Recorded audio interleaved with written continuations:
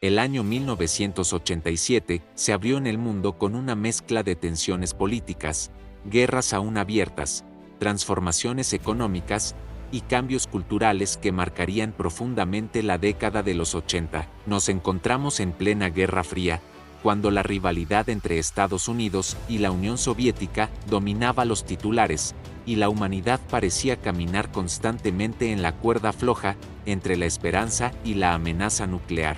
Pero a la vez, 1987 también fue un año de grandes momentos culturales, deportivos y tecnológicos que dejaron una huella imborrable en la memoria colectiva. Era un tiempo de contrastes.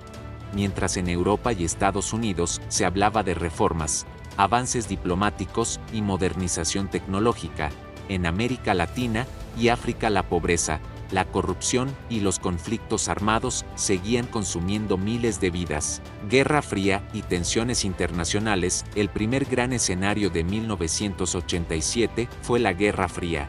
Ronald Reagan, presidente de Estados Unidos, y Mikhail Gorbachev, líder de la Unión Soviética, seguían protagonizando la partida de ajedrez político que marcaría los destinos del planeta. Gorbachev había introducido dos conceptos claves: la perestroika, reforma económica, y la glasnost, apertura política. Estas medidas buscaban modernizar la economía soviética y abrir el sistema a una mayor libertad de expresión, pero también significaban un debilitamiento del rígido control comunista que durante décadas había regido en la URSS y en los países satélites de Europa del Este. En este contexto, se produjo un acontecimiento histórico en junio de 1987.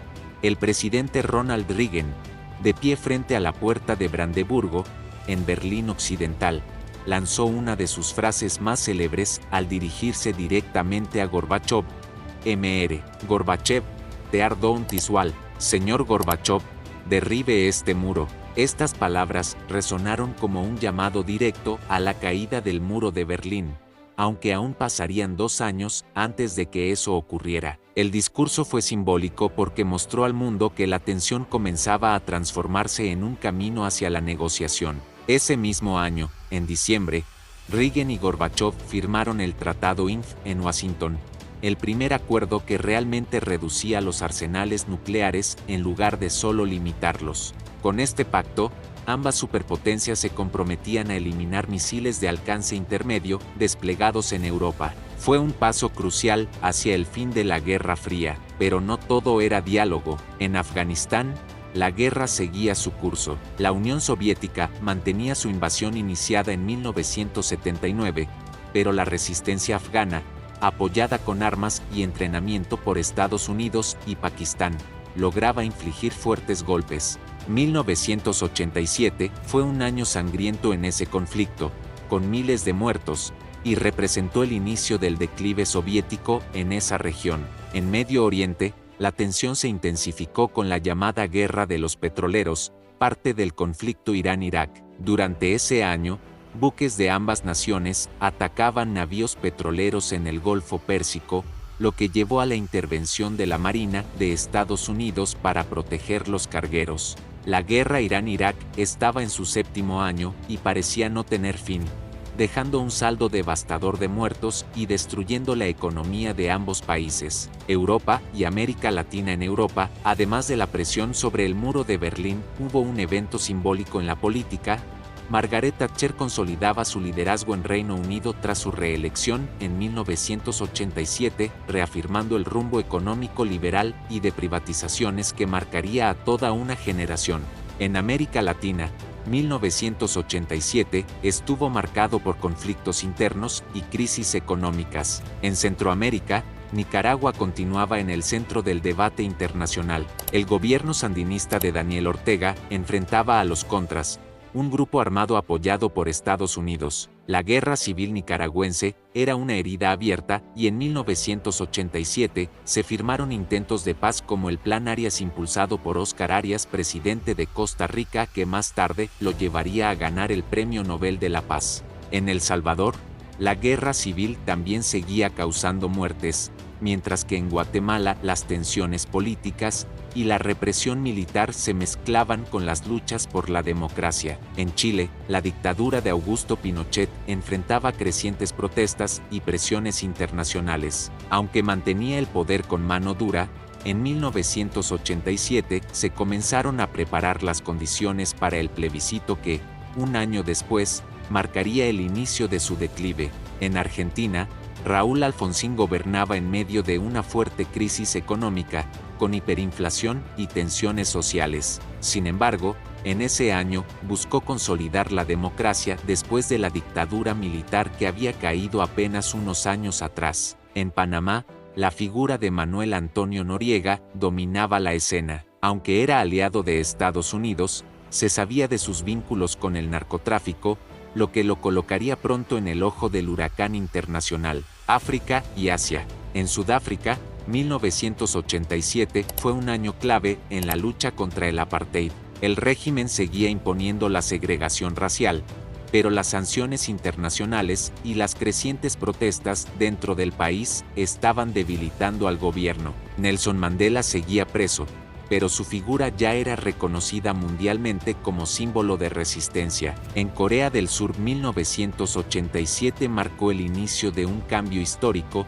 Las protestas masivas obligaron al régimen militar a aceptar elecciones democráticas, lo que abriría el camino para que el país se convirtiera en una democracia en los años siguientes. En Filipinas, tras la caída de Ferdinand Marcos en 1986, Corazón Aquino consolidaba su presidencia, aunque enfrentaba intentos de golpe de Estado y una difícil situación económica. Cultura, música y cine. Mientras el mundo político estaba lleno de tensiones, la cultura vivía un verdadero auge. En 1987, la música pop alcanzó una de sus cumbres con artistas como Michael Jackson, Madonna, Prince y Whitney Houston, que dominaban las listas de éxitos. Ese mismo año, la banda irlandesa U2 lanzó su legendario álbum The Joshua Tree, que incluía clásicos como With or Without You, y los catapultó a la cima del rock mundial. En el cine, 1987 nos dejó películas icónicas como Robocop,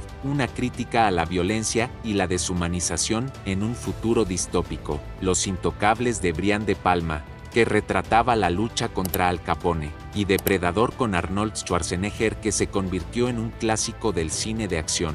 En televisión, series como Los Simpson comenzaron a aparecer como cortos en el programa de The Tracey Ullman Show, anticipando el fenómeno mundial que estallaría en los años 90. Deportes. En los deportes, 1987 fue un año vibrante. En el fútbol, la Copa Libertadores fue ganada por Peñarol de Uruguay, mientras que en Europa, el Porto de Portugal sorprendió al mundo ganando la Copa de Europa. En el boxeo, Mike Tyson se consolidaba como el campeón indiscutible de los pesos pesados, generando la sensación de invencibilidad que lo acompañaría durante varios años. En atletismo, Carl Lewis seguía siendo la estrella, aunque comenzaba a surgir la sombra del dopaje que afectaría al deporte en los años siguientes. Tecnología y sociedad.